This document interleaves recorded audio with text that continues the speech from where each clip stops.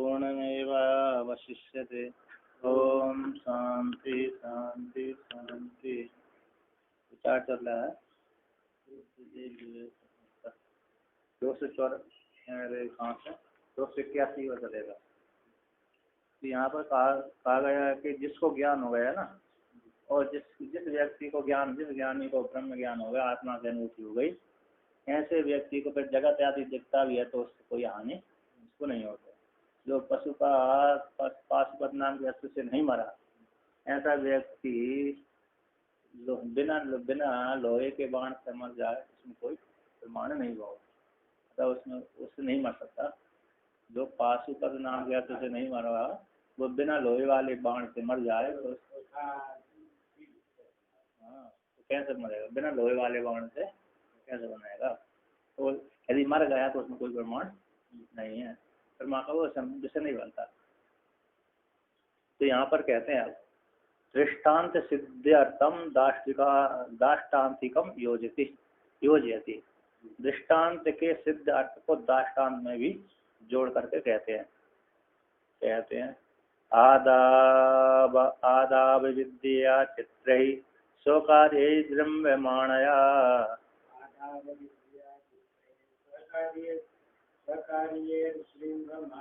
यद्वहा बोधो जयति सौद्या सुदृढ़ो बाध्यतां कथम।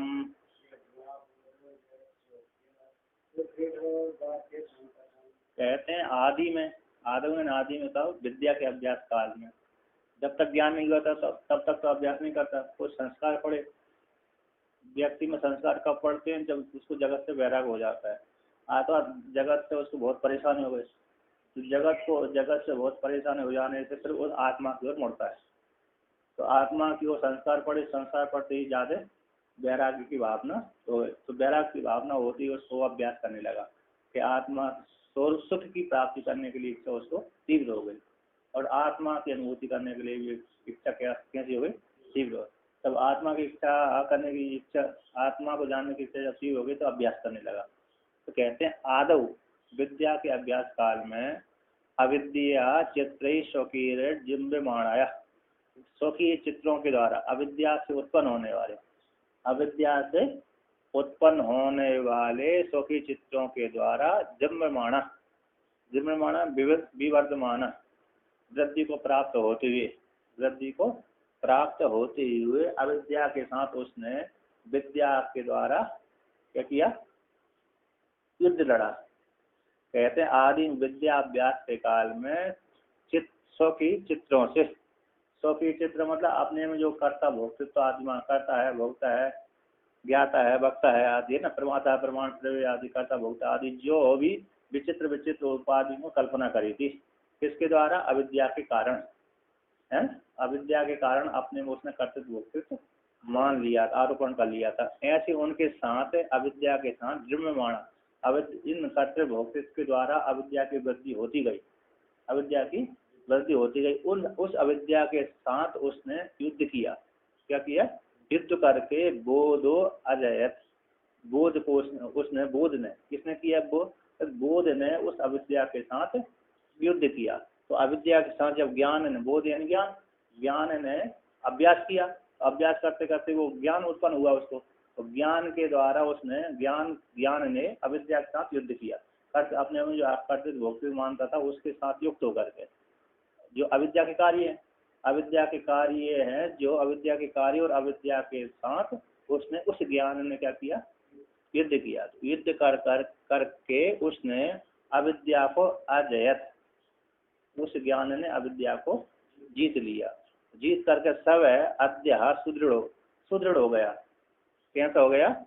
सुदृढ़ होता हुआ जो ज्ञान है, अविद्या के साथ युद्ध करता भोक्ता आदियों के साथ भी युद्ध करता हुआ, अविद्या के जो कार्य है कर्ता भोक्ता आदि है ना, उनके साथ और अविद्या के साथ युद्ध करता हुआ, करते करते अभ्यास करते ब्रह्म का चिंतन करते अविद्या को नष्ट करके, अविद्या को जीत करके और नष्ट करके उसका जो ज्ञान है वो कैसा ज्ञान हो गया? सुदृढ़ ज्ञान हो गया। आज वर्तमान काल में तो सुदृढ़ ज्ञान हो गया। सब सुदृढ़ ज्ञान बाध्यताम कथम लौकिक व्यवहार है ना। तो लौकिक व्यवहारों के द्वारा जो अविद्या के कार्य हैं उन कार्यों से फिर उस सुदृढ़ ज्ञान का कैसे बाद होगा, अतः नष्ट नहीं हो सकता। तो कहते हैं यहाँ पर टीकाकार कहते हैं आदौ विद्या अभ्यास समय, आदि में विद्या के अभ्यास काल में चित्रयन बहु प्रकार के तत्कार्यों के द्वारा, बहु प्रकार के जो कार्य हैं, कल्पित जो कार्य हैं, अविद्या के द्वारा कल्पित जो कार्य हैं उन कार्यों के द्वारा कैसे है, कर्तृत्व है, भोक्तृत्व है, परमात्मत्व आदि, ये जो कार्य उन कार्यों के द्वारा जुर्ममाणाया विवर्तमानाया, जुर्ममाणा का अर्थ करिए विवर्तमानाया, वृद्धि को प्राप्त होता हुआ अविद्या के द्वारा, अविद्या के साथ उनका उनके कर्तृत्व भोक्तृत्व आदियों के द्वारा जिम्रमाण वृद्धि को प्राप्त होती हुई जो अविद्या, उस अविद्या के साथ उस ज्ञान ने, जो ज्ञान है विद्या अभ्यास काल में जो ज्ञान था, उस ज्ञान ने इस विद्या के अविद्या के साथ युद्धम कृत्वा, युद्ध को करके अविद्या के साथ उसने युद्ध किया, तो युद्ध करके कृत्वयन करके ताम आजयत, उसने ज्ञान रूप बोध ने ताम उस अविद्या को क्या कर लिया, आजयत जीत लिया था। सब जीता हुआ सब ज्ञान है एव अभ्यास पाठव से, उस जिस अधिकारी ज्ञानी रूप जो ज्ञान ने उस अभ्यास के पाठव से सुदृढ़ ज्ञान हो गया, उसको कैसा हो गया, सुदृढ़ ज्ञान। ऐसा सुदृढ़ जो ज्ञान है अद्या इदानीम अविद्या निवृत्त, वर्तमान काल में उसका सुदृढ़ ज्ञान हो जाने के कारण वर्तमान काल में इदानी जो अविद्या है वो वर्तमान काल में क्या हो, अविद्या की निवृत्ति हो गई। तो निवृत्ति हो जाने पर विद्यमान जो ज्ञान है वह विद्यमान ज्ञान विद्यमान रहता हुआ, तीनों कालों में स्थित रहता हुआ, जो ज्ञान आत्म रूप से स्थित रहता हुआ, निर्मूलन तत्कार्यण अध्यासन कथम बाध्यता, मूल से रहित हो जाने, मूल से रहित, मूल यानी अज्ञान, अज्ञान से रहित जो अज्ञान का जो कार्य है उस कार्य के द्वारा लौकिक व्यवहार रूप जो देहाधिकारी अज्ञान का कार्य, अज्ञान का कार्य क्या है, शरीर आदि है, ऐसे है निर्मूल मूल से रहित जो कार्य अज्ञान का कार्य है उस कार्य के अध्यास से कैसे उस विद्यमान जो ज्ञान का बाद होगा, अतः न कथम अपनी बाध्यता, किसी भी प्रकार से उसका बाद ज्ञान का बाद नहीं होगा, विद्वान ज्ञानी को अज्ञान की प्राप्ति नहीं हो सकती, पुनः संसार की प्राप्ति नहीं हो। एक बार ज्ञान के द्वारा ज्ञान की निवृत्ति हुई, पुनः फिर वो अज्ञान उसके ऊपर ज्ञानी के ऊपर हावी नहीं होता। तो कहते हैं उपादित अर्थम श्रोत्री बुद्धि आरोयाय रूपकेण एव। तो उपादित अर्थ को श्रोता की बुद्धि के द्वारा, श्रोत्री बुद्धि के आरोहण करने के लिए रूपक के द्वारा कहते हैं, बुद्धि में आरोहण करने के लिए, श्रोता की बुद्धि में आरोहण कराने के लिए रूपक के द्वारा कहते हैं। तो कहते हैं तिष्ठन्त्व ज्ञान तत्कार्य सभा बोधेन मारिता,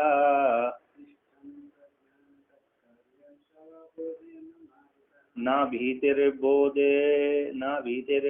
सम्राज्य कीर्ति प्रत्युतः तस्यते।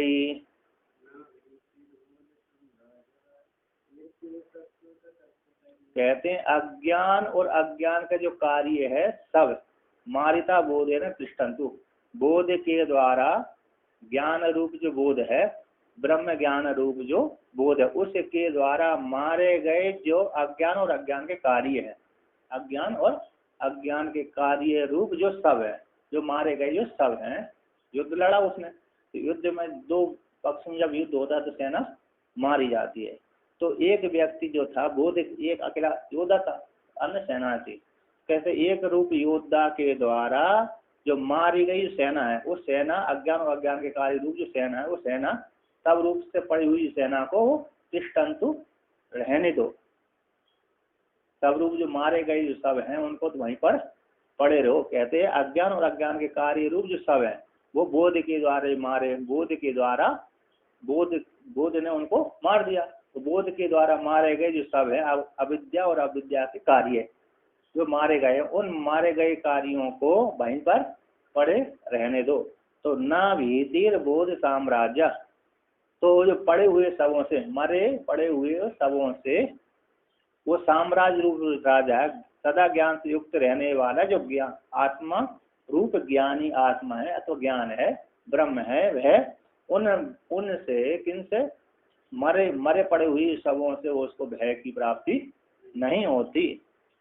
और बल्कि क्या होता है, बोलते कीर्ति ही प्रत्युतः तत्सते, कैसे मरे पड़े हुए जो सब हैं उन सबों के द्वारा उसकी कीर्ति ही फैलती है। अर्थात उस एक व्यक्ति ने इतने हजारों लाखों व्यक्ति को मार दिया तो उससे उसकी हानि नहीं होती, बल्कि क्या होती है, उसकी कीर्ति। उसकी इतना बड़ा योद्धा था कि इसने एक ही व्यक्ति ने हजारों लाखों व्यक्ति को मार दिया। जैसे अर्जुन ने 1 करोड़ राक्षसों को मार दिया, 1 करोड़ राक्षसों को मार दिया। किससे मार दिया? और से पाशुपत नाम के अस्त्र, 1 करोड़ मार दिया। इंद्र से वहां पे अस्त्र शस्त्र विद्या लेने के लिए गया था। हाँ, 1 करोड़ राक्षसों को मार दिया था उसने।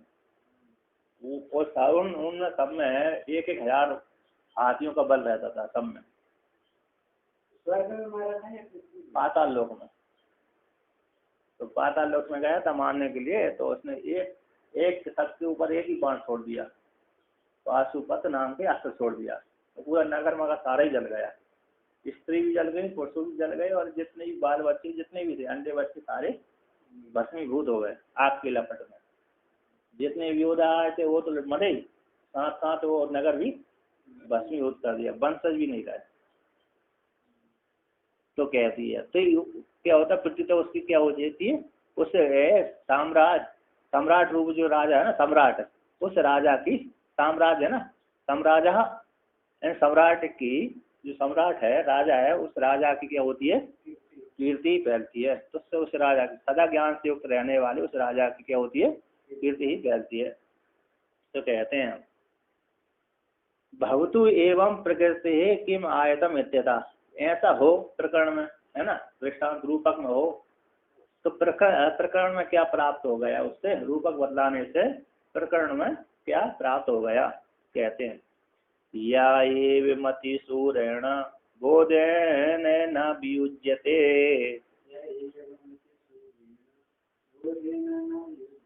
प्रवृत्त्या वा निवृत्त्या वा देहादिगतयास्य किम। कहते हैं जो ज्ञानी है, यह जो ज्ञानी है, एवं इस प्रकार अतिसूर बोध के द्वारा, अतिसूर अति बलवान जो बोध है, ब्रह्म ज्ञान रूप जो बोध है, उस बोध के द्वारा न विज्यते, सदा ज्ञान से युक्त रहता है। सदा ज्ञान से युक्त रहने वाला ज्ञानी बोध से युक्त, बोध से रहित होकर के नहीं रहता, अर्थात हमेशा उससे बोध से युक्त ही बना रहता है। ऐसा जो ज्ञानी प्रवृत्ति अथवा निवृत्ति, ध्येय को लेकर के प्रवृत्ति और ध्येय को लेकर के निवृत्ति है, प्रवृत्ति मार्ग से अथवा निवृत्ति मार्ग से अथवा ध्येय की गतियों को लेकर के उस अच्छे ज्ञानी का किम कुछ भी, विद्वान का कुछ भी नहीं बिगड़ता। शरीर को लेकर के चाहे चल दे, शरीर को लेकर के चाहे न करे, कर्म करे शरीर को लेकर के चाहे कर्म न करे, शरीर से व्यवहार करे चाहे न करे, उनके द्वारा उस ज्ञानी का कुछ भी बिगड़ने वाला नहीं है। वो हमेशा बोध में ही स्थित रहता, अपने स्वरूप में स्थित रहने वाला ज्ञानी शरीर के साथ, शरीर के द्वारा होने वाले व्यवहारों के द्वारा उसको कोई भी हानि नहीं होती, उसकी कोई क्या नहीं होती, कोई हानि नहीं होती। यदि व्यवहार करता है तो कोई समस्या, नहीं भी करता है तब भी कोई समस्या नहीं है, और करता है तब भी कोई समस्या नहीं है। उसी को ये सुकाष्टक में कहा, भेदा भेद शपथि गलित पूर्ण पापे विशीर्णे माया मोह क्षयमधिगत नष्ट संदेह शब्दातीतम त्रिगुण रहितम प्राप्त तत्वापबोधम निष्त्रिगुण्य सकल विचरता को विधि को निषेधा। जो भेद अभी सारे मन गए, माया मोह नष्ट हो गए, सारा प्रपंच नष्ट हो गया, ऐसे व्यक्ति के ऊपर वेद का भी अधिकार नहीं रहता। और जिसके पास संदेह नष्ट नहीं हुए, माया मोह बचे हुए है, ऐसे व्यक्ति के ऊपर का वेद का अधिकार रहता है। किंतु जिस ज्ञानी के ऊपर ये सारे माया मोह संदेह आदि संशय आदि की निवृत्ति हुई, उसके ऊपर वेद का अधिकार नहीं रहता। तो कहते हैं यह पुमान एवं उक्त प्रकारण अतिसूरण अविद्या तत्कार्य घातकैन बोध है न ब्रह्मात्म एकत्व ज्ञान है न बीजते न कदापि वियुक्तो भवति। कहते हैं जो पुमान है, ज्ञानी है, विद्वान है, एवं इस प्रकार उक्त प्रकार के अतिशूर ज्ञान के द्वारा अविद्या और अविद्या के कार्य का घातक जो बोध था, उस बोध के द्वारा वो बोध कैसे है? ब्रह्मात्म एकत्व ज्ञान है। ब्रह्मात्म ब्रह्म ब्रह्म स्वरूपात्मक एक ज्ञान है ना, ब्रह्मात्म एकत्व ज्ञान है। ब्रह्म स्वरूप एकत्व ज्ञान के द्वारा न बीजते न कदापि युक्त भवति, कभी युक्त नहीं होता। ऐसा जो ज्ञानी है वह ज्ञानी अस्य इस ज्ञानी का अस्य पुंसो देहादि निष्ठया प्रवृत्तिया वा किम, देहादि की निष्ठा से देहादि में निष्ठा हो जाने से अतः प्रवृत्ति के द्वारा, तब निवृत्ति के द्वारा न किमपि इष्टम अनिष्टम व इष्ट और अनिष्ट की प्राप्ति उसको नहीं होती। तो कहते हैं तर्हि ज्ञानीवत अज्ञानिनोपि प्रवृत्तौ आग्रहो न युक्ता इति आशंका। तो जैसे ज्ञानी के समान अज्ञानी का भी प्रवृत्ति में आग्रह न हो, प्रवृत्ति में आग्रह न युक्ता, प्रवृत्ति में आग्रह नहीं होना चाहिए, अतः अज्ञानी को भी प्रवृत्ति नहीं होना चाहिए। किसके लिए प्रवृत्ति नहीं होना चाहिए? ज्ञान करने के लिए प्रवृत्ति नहीं होना चाहिए। जैसे ज्ञानी ज्ञान करने के लिए प्रवृत्त नहीं होता, न निवृत्त होने के लिए न प्रवृत्त होने के लिए, क्यों? ज्ञान हो चुका है। उसी प्रकार अज्ञानी कोई प्रवृत्त नहीं होना चाहिए। जैसे ज्ञानी नहीं होता प्रवृत्त, उसी प्रकार अज्ञानी तो न हो। इसी आशंका को लेकर कहते हैं ना, कहते हैं प्रवृत्तः वाग्रहो न्यायो बोधिहीनस्य सर्वथा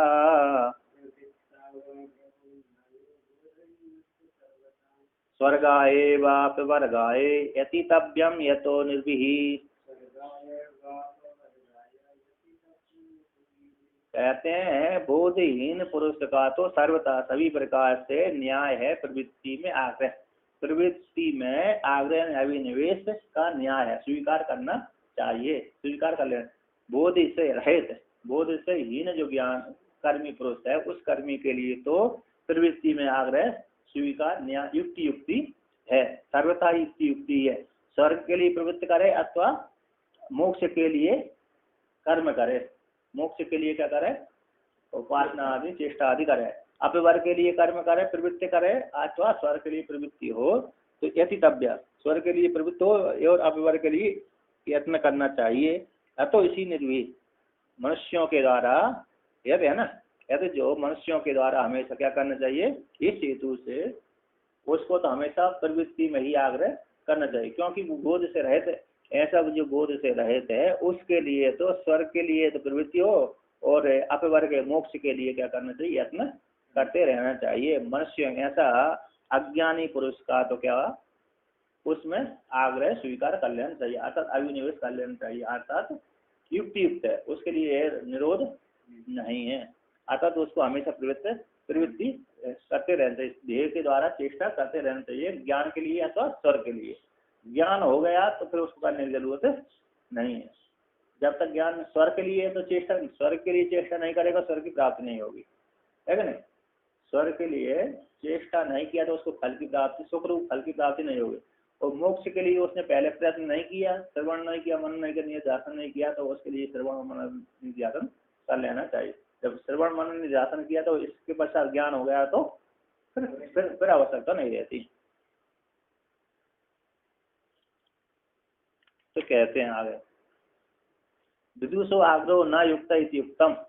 विद्वानों का विद्वान का आग्रह न युक्त, विद्वान में आग्रह स्वीकार नहीं है ना, विद्वान में आग्रह अभिनिवेश न युक्त इति युक्तम, उक्त नहीं, उक्त कहा गया, अतः अभिनिवेश नहीं करना चाहिए। विद्वान करे अथवा न करे उसमें आग्रह नहीं करना चाहिए। कर्मिणाम मध्य वर्तमान तेन किम कर्तव्यम, यदि विद्वान ज्ञानी पुरुष है कर्मियों के बीच में गया तो उसको क्या करना चाहिए? विद्वान के लिए कोई प्रवृत्ति है ना निवृत्ति है?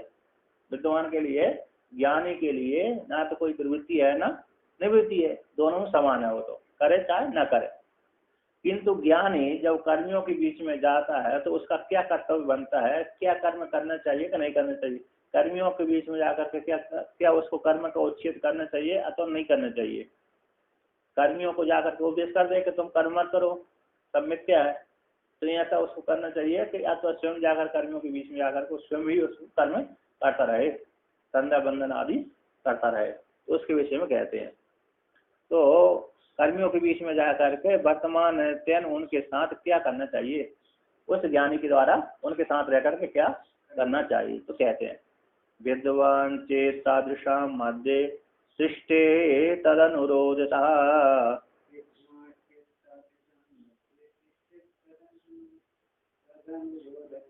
कायेन मनसा वाचा करोत्येवा अखिलः क्रिया। कहते हैं विद्वान यदि तादृशा मध्य अज्ञानी के मध्य में यदि जाता है, सृष्टि दिन जाता है, तो उन अज्ञानी के अनुरोध से काया के द्वारा, शरीर के द्वारा, वाचा वाणी के द्वारा और मन के द्वारा अखिल क्रिया, संपूर्ण क्रिया वो करता रहे। यदि ज्ञानी अज्ञानियों के बीच में जाता है तो मन वाणी और कर्म, मन वाणी और शरीर के द्वारा सारी क्रिया वो करे, सारी चेष्टाएं करता रहे। मन के द्वारा मंत्र जाप करे, वाणी के द्वारा स्तोत्र आदि का पाठ करे और शरीर के द्वारा अर्घ आदि का दान दे, स्नान आदि, अर्घ दान प्रदान आदि करे, स्नान आदि करे, अर्घ दान आदि करे। तो कहते हैं विद्वांस तादृशां करुणां मध्ये तिष्ठे चेत तद अनुरोधतः तेषाम् अनुसारेण शरीरादिभिः सर्वः क्रियाः करोति एव।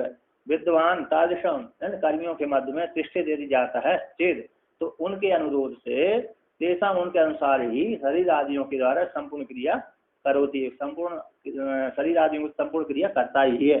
न तान कर्मिणों निवारित, उन वहां पर जाकर के उन कर्मियों को कर्म से निवारण वो नहीं करता। यदि कर्म से निवारण कर दिया उसने कर्मियों को, तो कर्मियों की क्या हो जाएगी, सीधा दुर्गति की प्राप्ति हो जाएगी।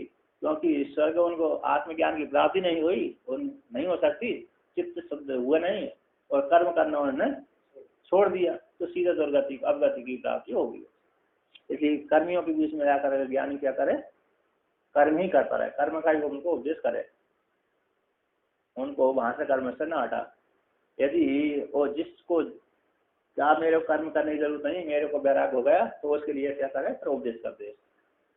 कर्मियों के बीच में यदि कर्म करने वाला व्यक्ति क्या करे, उसको अब वैराग हो गया कर्मों से, तो उसके लिए क्या कर दे, उपदेश कर दे। तब कहते हैं उपासकों के बीच में जाए तो फिर क्या करे, उपासकों कर्मियों के बीच में जाए तो कर्म करता रहे, तो उपासकों के बीच में ज्ञानी जाए तो उसको क्या करे, और जो मुमुक्षु के बीच में जाए तो उसको क्या कर्तव्य होना चाहिए, क्या करना चाहिए, तो उसके विषय में कहते हैं अस्य एव तत्वभूषाणां मध्ये अवस्थितस्य कृत्यमः।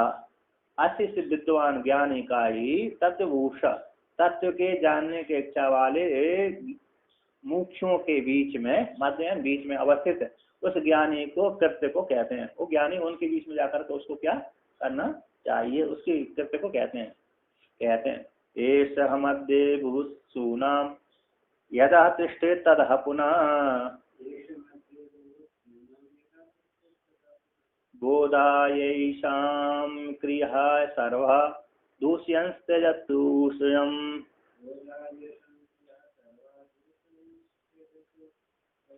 कहते हैं ऐसा है जो ज्ञानी भूषाणा मध्य, जानने की इच्छा वालों के मध्य में यदि जाता है, यदा जिस काल में तिष्ठित, जिस काल में जाता है, रहता है, वहां उनके बीच में रहता है, तदा उसी काल में पुनः बोध के लिए ऐसाम अज्ञानियों, ये शाम इनको भूषुना तत्व की जानने की इच्छा वाले इन भूषुओं की सर्वा क्रिया सर्वा दूषियन, सारी क्रियाओं का क्या कर दे, दोष निकाल दिया था, दुष्ट खंडित कर दे, और तेजतु स्वयं भी त्याग कर दे, स्वयं भी क्रिया का त्याग कर दे और उनसे भी क्रियाओं को क्या कर दे, त्याग करवा दे। आता सारी क्रिया छोड़ो, सिर्फ आत्मा का चिंतन तुम करो।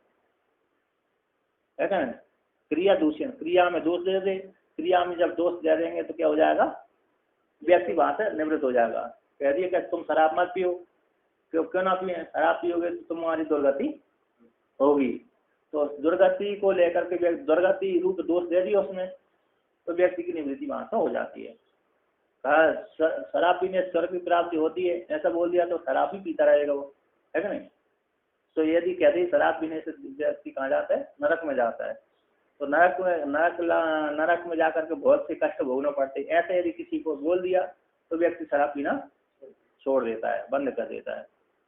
तो कहते हैं ऐसा विद्वान भूषुना मध्य है, जो विद्वान है भूषों के मध्य में यदा जिस काल में प्रतिष्ठित रहता है तथा उसी काल में ऐसा भूषुना जिन भूषों जानने की इच्छा वाले मुमुक्षुओं के बोध के लिए तत्व ज्ञान की उत्पत्ति करने के लिए ता क्रिया, वो सारी जितनी भी क्रिया है उन क्रियाओं को दूषण दोष देता हुआ, दोष उन क्रियाओं में दोष दिखलाता हुआ स्वयं अपि तेजस्सु, उनको वहां भी उस क्रिया को छोड़ा दे और स्वयं भी त्याग कर दे। कुतः एवं कर्तव्यम, किस प्रकार से, कुतः किस हेतु से इस प्रकार से करना चाहिए, कर्तव्य करना चाहिए। तो अविद्वद इति, तो कहते हैं अविद्वद अनुसारेण वृत्तिर्बुद्धस्य युज्यते।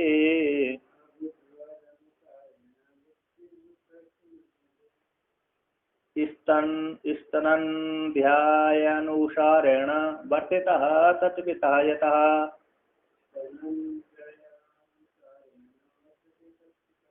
कहते हैं कि विद्वान अज्ञानों के बीच में जाता है तो उस प्रकार की बुद्धि, और मोक्षों के बीच में जाता है उस प्रकार की बुद्धि उसकी कैसे हो जाती है, हैं? अज्ञानी के बीच में जाता तो उसकी बुद्धि उस प्रकार से कैसे हो जाती है, और ज्ञानी के बीच में जाते हैं तो उसकी बुद्धि कैसी हो जाती है। कर्मियों के बीच में जाकर तो उस प्रकार की बुद्धि उसकी कैसी बना लेनी चाहिए, उपासकों के बीच में जाकर के बुद्धि उसकी कैसी हो जानी चाहिए, और ज्ञानी के बीच में जाकर के उसकी बुद्धि कैसी हो जानी चाहिए। ऐसे जैसे बालक होता है उसी प्रकार उसकी बुद्धि अज्ञानी के समान उसको बुद्धि बना लेनी चाहिए, अज्ञानी के समान व्यवहार चेष्टा करते रहना चाहिए। अविद्वद अनुसारण, अज्ञानी के समान, अविद्वद जो विद नहीं है अज्ञानी है, उस अज्ञानी के अनुसार ही वृत्तिर बुद्ध से युजते, और विद्वान की बुद्धि, विद्वान की जो वृत्ति है उस उपयुक्त हो जाती है, बन जाती है। उस बुद्धि से वो बुद्धवान की जो वृत्ति युज्यते होते हैं, कहते हैं अज्ञानी के अनुसार ही विद्वान की वृत्ति उपयुक्त हो जाती है। जैसे स्तन देह अनुसारण वर्तते तत्पता, जो दूध पीने वाला बालक के अनुसार ही उस बालक जब जैसे खेलता है, दूध पीने वाला जो बालक है जब वो अपने पिता के पास जाकर खेलता तो पिता उसी बालक के अनुसार ही चेष्टा करता है। तत् उसका जो पिता है कहता जिस प्रकार से वर्तते, दूध पीने बालक के अनुसार जैसा वर्तन करता है, बालक का जो पिता है उस बालक के अनुसार जैसा पिता उसका पिता कैसे करता व्यवहार, उसके साथ व्यवहार करता है, उसी प्रकार अज्ञानी के समान ही विद्वान भी उसी प्रकार का व्यवहार करे। तो कहते हैं अज्ञानी अनुसारण ज्ञानी नो वर्तनम उचितम, अज्ञानी के अनुसार ही ज्ञानी का वर्तन उचित है। क्यों उचित है? कहते हैं कृपालुत्वात् तेषाम अनुकंपनीयत्वाच्च इति भावा, कृपालु होने से ज्ञानी के अच्छा है सभी के ऊपर कृपा करने से, और तेषाम उनके ऊपर अनुकंपा वाला होने से, उनके ऊपर अनुकंपा ये है उसकी कि इनका शीघ्र ही कल्याण हो, उसके कृपालु है, उनके ऊपर कृपा भी करना चाहता है। कि व्यक्ति कर्म करते करते कर्म कर रहा है तो कर्म करते करते क्या है उसको धीरे धीरे से थोड़ा क्या कर देता है, ज्ञान को अभ्यस्त भी कर देता है। तो कर्म करते करते निष्काम कर्म कर रहा है आसक्ति पूर्वक, तो वहाँ बोल दिया तुम कर्म करो लेकिन कैसे करो, हल्की संधि से रहित होकर के कर्म करो, निष्काम पूर्वक कर्म करो।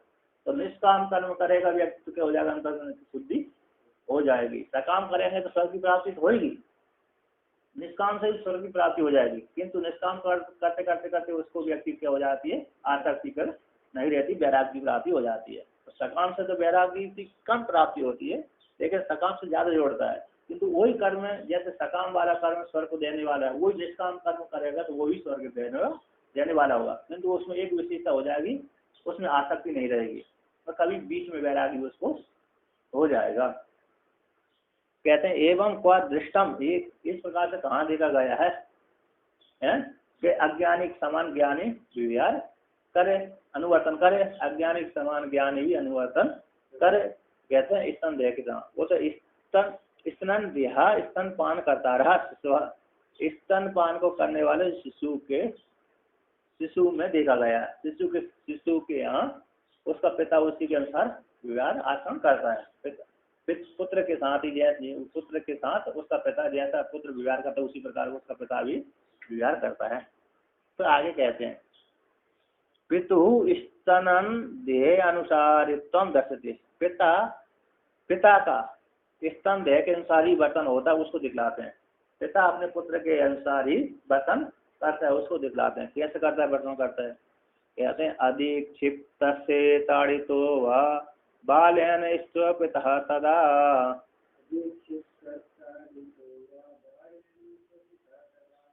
न क्लिश्नाति न कुप्येता बालम प्रत्युतः लालेत। कहते हैं अपने पिता के लिए, सो पिता अपना पिता के लिए बालक यदि क्या करता है, अधिक क्षिप्त निंदा कर देता है। कभी कभी क्या कर देता है, छोटा सा बालक था, 1-2 वर्ष का, 3 वर्ष का, तो मेरे डांटता रहता है। पिता ने अपने पुत्र ने अपनी माँ से बोल दिया, क्या कर दिया कि मेरे को डांटते रहते हैं, तो अधिक क्षिप्त ताड़ी तो उसको अब वहाँ क्या कर दिया, अनुचित भाषित कर दिया। अधिक क्षिप्त काट दिया अनुचित भाषितम, और ताड़ित अत्यंत उसको यानी ताड़ना दे दिया था, किसी से मार दिया। पुत्र ने अपने पिता को क्या कर दिया, मार दिया, अथवा खराब शब्द निकाल दिए। अधिक क्षिप्त काट कर दिया, खराब शब्द बोल दिए उसने, कुछ ऐसे शब्द बोल दिए नहीं बोलने चाहिए अपने पिता के लिए। और ताड़ी था, गुस्सा आ गई उसको बालक को, तो क्या कर दिया उसने, एक मुट्ठी मार दी उसको। तो कहते हैं ताड़ित करता हुआ, अधिक क्षिप्त होता हुआ और ताड़ित करता हुआ वह बाल है सौ पिता तथा अपना जो उसका जो पिता बालक के द्वारा पिता को गलत शब्द बोलता हुआ और ताड़ित मारता हुआ भी उसका जो पिता है, बालक का जो पिता तथा उस काल में उस पुत्र के साथ, अपने पुत्र के साथ न उसके द्वारा खराब शब्द बोले जाने पर भी वह न क्लेश को प्राप्त होता है, न उस पुत्र के द्वारा पुत्र के ऊपर कुपित होता है। अपितु कहते हैं अपिता बालम लालेते, उस बालक यदि उससे रुष्ट हो गया, उससे क्या हो गया, रुष्ट हो गया, पिता से रुष्ट हो गया, तो फिर भी पिता उस बालक को क्या करता है, खिलाता है, प्रेम करता है। ऐसे एक बालक रो रहा था, जब बालक रो रहा था तो पिता ने क्या कर दिया, एक थप्पड़ मार दिया, डांट दिया, तो उसको बालक को क्रोध आ गया, तो उसने भी क्या कर दिया, देखा ही होगा, जैसे वो ही बदले में मार देता है, जैसे मार देता है, उस मारने पर भी पिता उसके ऊपर क्रोधित नहीं होता। यदि रो रहा है बालक तो क्या कर देता है, उसको प्रेम अगर खिलाता है, पिलाता है। तो जिस प्रकार से वहां पर ऐसा व्यवहार करता है पिता अपने पुत्र में, जैसे पिता अपने पुत्र के प्रति व्यवहार करता है, उसी प्रकार भी ज्ञानी अज्ञानी के बीच में जाता है। तो यदि अज्ञानी व्यक्ति ज्ञानी के लिए डांट भी दे तो कोई समस्या नहीं आता, तो उसकी वाणी को लेकर के उसके ऊपर नाराज न हो आता, तो उसको फिर भी समझा के तुम ठीक कर्म करिए, निष्काम पूर्वक कर्म करिए। तो कहते हैं टीकाकार कहते हैं यहाँ पर, अच्छा आगे कहते हैं दाष्टान्तिक के योजयति थी, दाष्टान्त में इसको जोड़ते हैं। कहते हैं निंदितः स्तूयमानो वा विद्वान अज्ञेर न निंदति,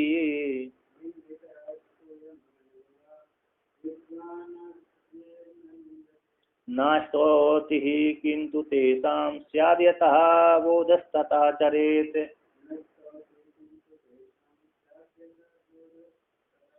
कहते हैं विद्वान की निंदा करे या तो स्तुति करे, अज्ञानी अज्ञों के द्वारा विद्वान की यदि कोई निंदा भी कर देता है, कोई स्तुति भी कर देता है, तो वह उन विद्वान उन अज्ञों को ना तो निंदा करता है ना स्तुति करता है, किंतु तेषाम यथा स्यात् तथा बोध, जिनका उन अज्ञानी को जिस प्रकार से कल्याण है उसी प्रकार से उनको ज्ञान का उपदेश करता रहता है, जिस प्रकार से उनको कल्याण उसी प्रकार से आचार व्यवहार वो करता रहता है। कहते हैं विद्वान विद्वान अज्ञों के द्वारा निंदित होता हुआ और स्तूयमान होगा अथवा स्तुत होता आता, उसकी प्रशंसा करते हैं अज्ञानी। बहुत से अज्ञान कहते हैं ये बाबा जी कैसे बहुत श्रेष्ठ है, पूज्यवान है, महान है, ज्ञानी है, उसके कहते हैं ये बाबा बहुत खराब है बहुत खराब है, जिसको चिड़ हो गई उसको खराब कह दिया उसने, और जिसके प्रति श्रद्धा हो उसको क्या कह दिया बहुत अच्छी है। तो दोनों स्तुति कर दिया और क्या कर दिया निंदा करते हैं। तो अज्ञानियों के द्वारा निंदित और स्तुति होती हुई स्वयं न निंदती न स्तुति, स्वयं ज्ञानी क्या करे, उनकी ना तो निंदा करे ना स्तुति करे। किंतु किंतु ऐसा अज्ञानम, किंतु इन जो अज्ञानियों का ऐसा बोध उपजा, जिस प्रकार से बोध उत्पन्न हो तथा उसी प्रकार आचरण करे। तो कहते हैं एवं आचरण निमित्तम, इस प्रकार के आचरण में निमित्त को कहते हैं। कहते एनायम नटे नटे नेनात्र बुद्धते कार्यमेव तत्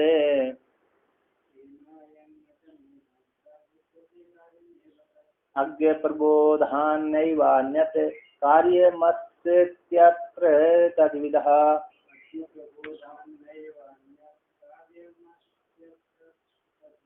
कहते हैं अयम है अज्ञानी जिस प्रकार से, है ना, अयम एन अज्ञानी।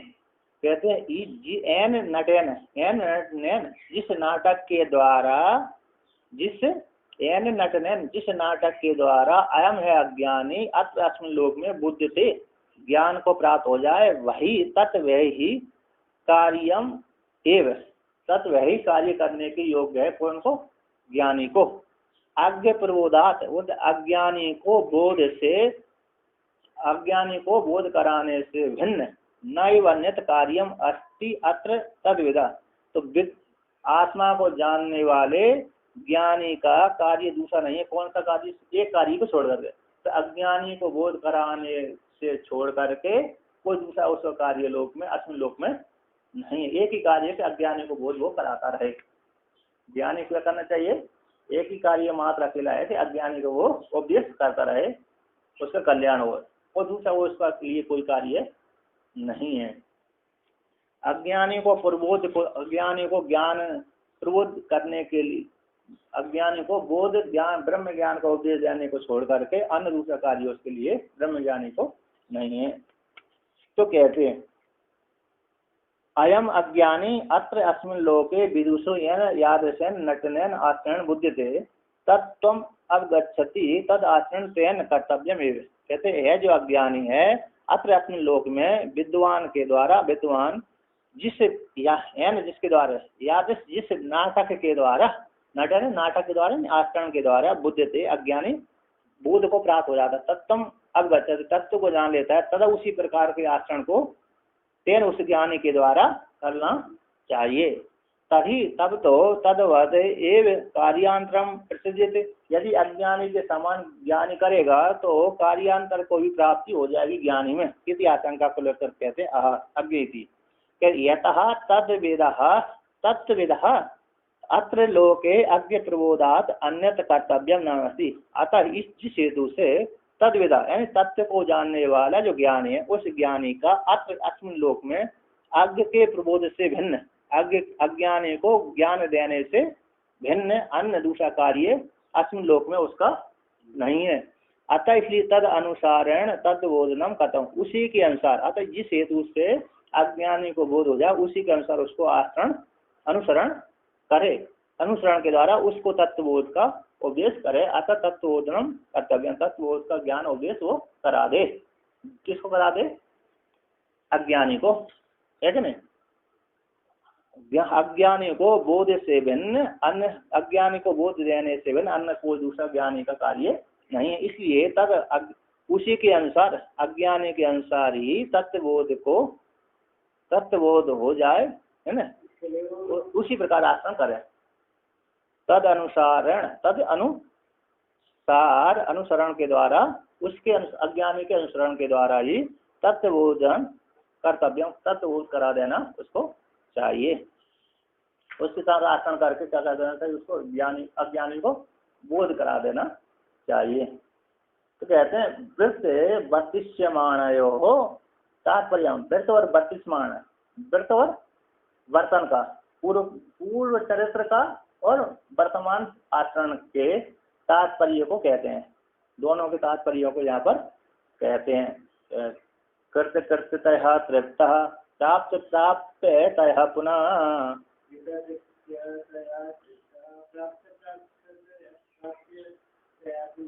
तृप्यन्नेवं स मनसा मन्यते सौ निरन्तरम्।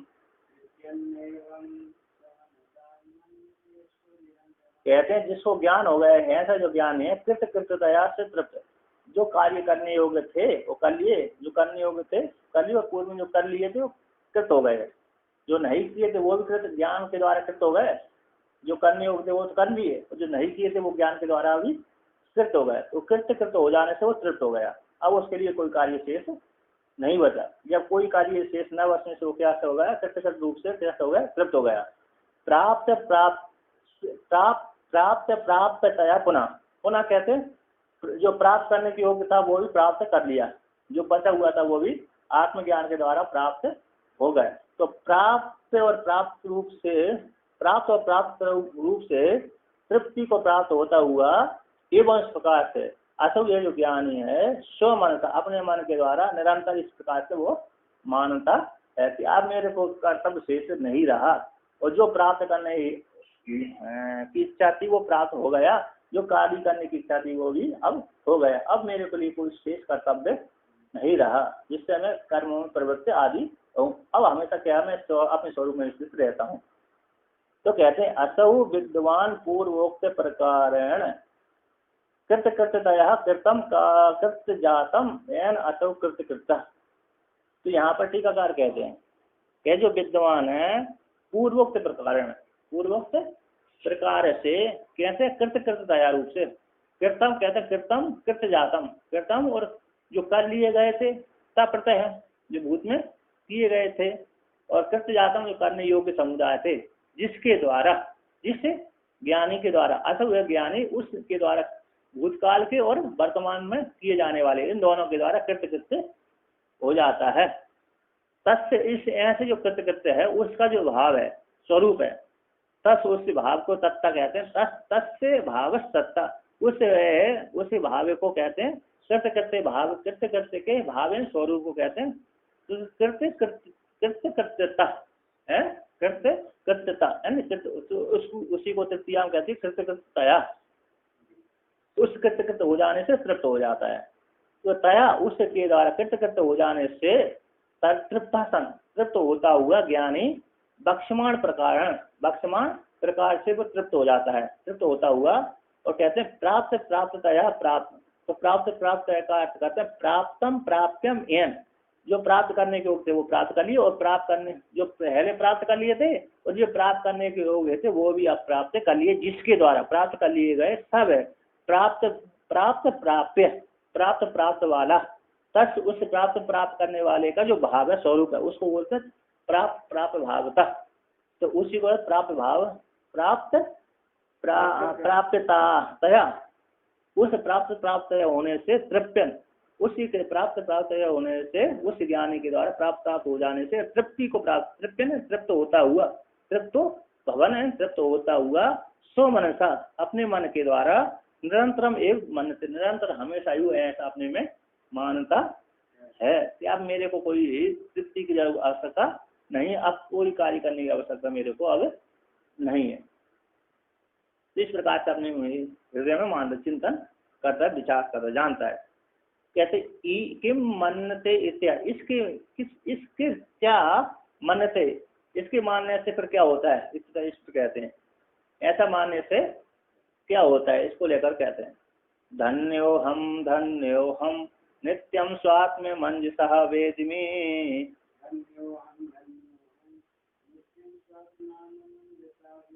धन्यो हम ब्रह्मानंदो विभाति मे स्फुटम।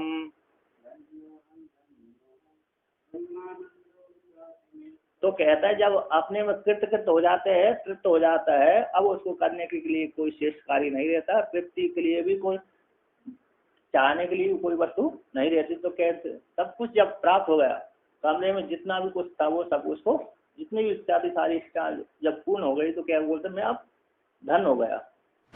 कैसे हो गया धन, अब मेरे कोई जरूरत नहीं है। जिसने आत्मज्ञान को जान लिया वो कहता अब मेरे कुछ भी जरूरत नहीं है, अब किसी वस्तु की मेरे को जरूरत नहीं है। तो कहता है धन्य हम, मैं धन हूँ, मैं धन हूँ। नित्यम स्वात्मानम अन्यथा वेद में, नित्य जो अपनी आत्मा है, नित्य स्वात्मानम हमेशा तीन कालों में रहने वाली अपनी आत्मा को हमेशा अन्यथा साक्षात वेदी, साक्षात उसमें जानता हूँ, इसलिए मैं धन्य हूँ। कहते हैं धन्यो हम ब्रह्मानंदो विभाति में स्फुटम,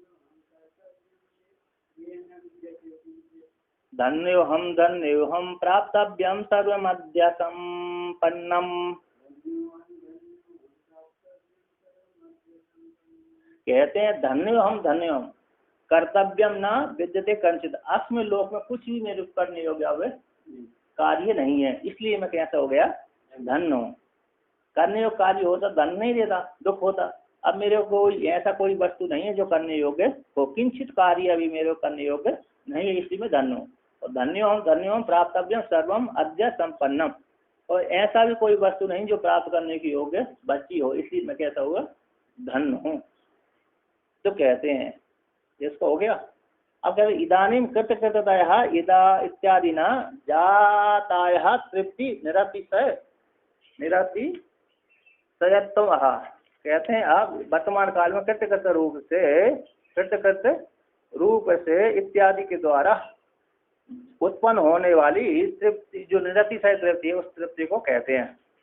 तो कहते हैं धन्योहम तृप्तिर्मेकोपमा भवेत् लोके। धन्योहम धन्यो धन्यः पुनः पुनर्धन्यः।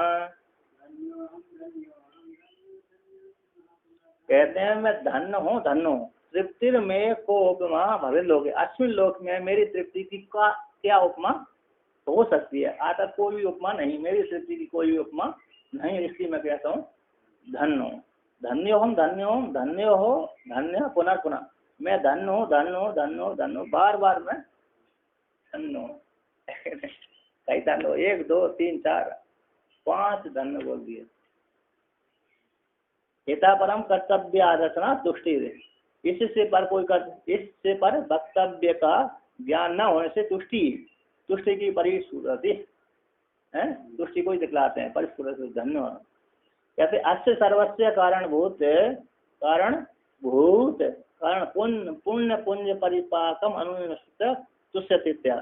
अस्य इस ज्ञानी के ज्ञानी संपूर्ण अस्य सर्व संपूर्ण के ज्ञानी के संपूर्ण कर्मों का है ना, अस्य ज्ञानी के संपूर्ण सभी के अस्य सर्व सभी ज्ञानी के सभी कारणभूत पुण्य पुंज परिपाक को स्मरण करके तुष्ट होता है, जिसको ज्ञान हो गया। तो कहते हैं अहो पुण्यम फलितम दृढ़म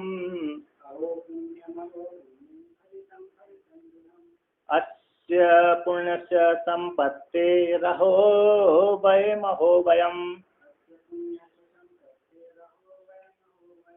कहते हैं अहो पुण्यम, हो मेरा पुण्य कैसा है, हो मेरा पुण्य कैसा है। अहो पुण्य का फल आप मेरा दृढ़ हो गया, फलित हो गया है ना। पुण्य का फलितम दृढ़, पुण्य का फल जो है दृढ़ हो चुका। आज पुण्य की प्राप्ति मेरे को हो गई, जो मैंने पुण्य किया था उस पुण्य की प्राप्ति मेरे को दृढ़ पुण्य की प्राप्ति मेरी फल वाला हो गया। जो पुण्य था मेरा फलित वाला हो गया, जो मैंने पुण्य किया था वो पुण्य क्या था फल वाला हो गया, दृढ़ फल वाला हो गया। अहो पुण्य से संपत्ति, अहो इस पुण्य की क्या संपत्ति है, इस पुण्य की ये संपत्ति है। वयम मैं कैसा हो गया मुक्त, इस पुण्य के करने से मैं मेरे मोक्ष की प्राप्ति हो गई।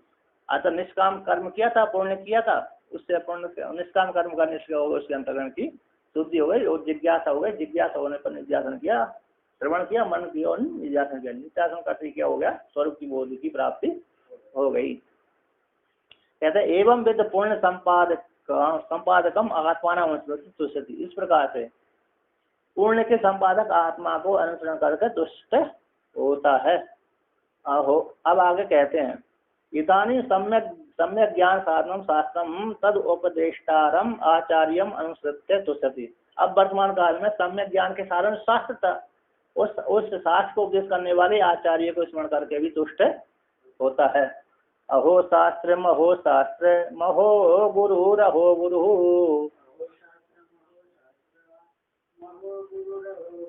अहो ज्ञान महो सुखम। कहते हैं अहो शास्त्र है, कैसे शास्त्र है, अहो शास्त्र है बड़ा शास्त्र है। अहो गुरु ये गुरु कैसे जिन्होंने शास्त्र के द्वारा मेरे को उपदेश कर दिया, जिन्होंने शास्त्र का अध्ययन करा दिया, शास्त्र अध्ययन करने से मेरे को ज्ञान की प्राप्ति, और ये शास्त्री कैसा जिसने मेरे को मोक्ष की प्राप्ति करा दी, और गुरु कैसे हुए जिन्होंने मेरे को ज्ञान का उपदेश कर दिया। अहो ज्ञानम, सब महान है, उनको स्मरण करता है। जैसे वो होता है ना कृतज्ञ, जिस व्यक्ति ने जिससे लिया है ना, मदद की है, उसको पुनः क्या करता है, वो स्मरण करता है कि इसने मेरे को मदद करी थी, इसी में इस सुख की प्राप्ति मेरे को हो गई, नहीं तो मैं क्या करता, वहीं पर फंसा रहता। किसी ने मदद कर दी, तो मदद करने के पश्चात फिर वो वहां से निकल गया, तो उसको क्या कहते, धन्यवाद। वो यदि वहां पर नहीं दिया तो जहाँ पर सुखी होकर के बैठता तो वहां पर क्या करता है।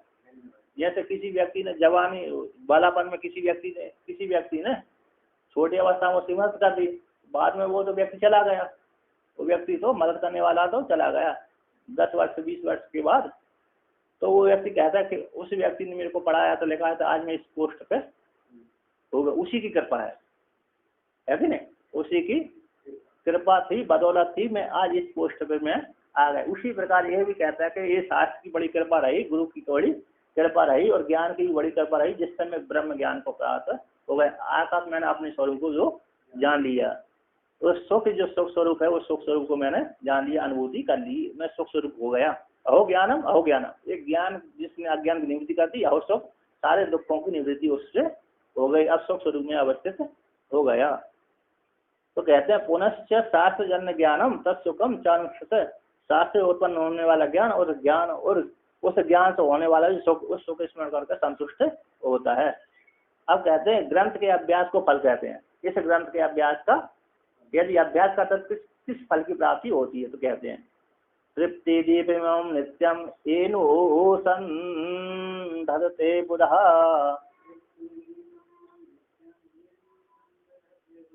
ब्रह्मानंदे निमज्जन्तस्ते तृप्यन्ति निरंतरम।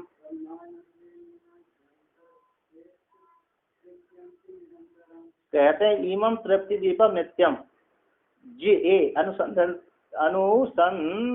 बुधा, जो बुद्ध विद्वान लोग हैं, इसे नित्य तृप्ति दीप, यह जो नित्य एकदम तृप्ति दीप प्रकरण है, इस तृप्ति दीप प्रकरण को हमेशा अनुसंधान करते रहते हैं, अर्थात विचार करते रहते हैं। जो ज्ञानी इस तृप्ति दीप विवेक प्रकरण को निरंतर चिंतन करते रहते हैं, ऐसे करने वाले क्या होते हैं, ब्रह्मानंदे निमज्जन्तः, वो जो चिंतन करते हैं वे ही ब्रह्मानंद जो स्वरूप है, उस स्वरूप में क्या करते हैं, निमग्न हो जाते हैं। तृप्यंती निरंतर, हमेशा स्वरूप में क्या करते हैं, तृप्त हो जाते हैं। निरंतर जो हमेशा विद्वान रहने वाले जो सुख स्वरूप है, उस स्वरूप में क्या करते हैं, तृप्त हो जाते हैं। सुख स्वरूप से तृप्त, सुख स्वरूप में तृप्त हो जाते हैं, अर्थात अमृत के समुद्र में डूब जाते हैं।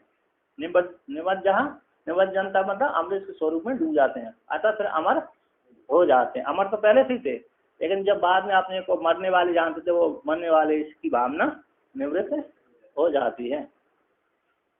इस प्रकार से कहते हैं इति श्री विद्यारण्य कृत पंचदश्याम दीपाख्यम प्रकरणम समाप्तम। ओम पूर्णमदः पूर्णमिदं पूर्णात् पूर्णमुदच्यते पूर्णस्य पूर्णम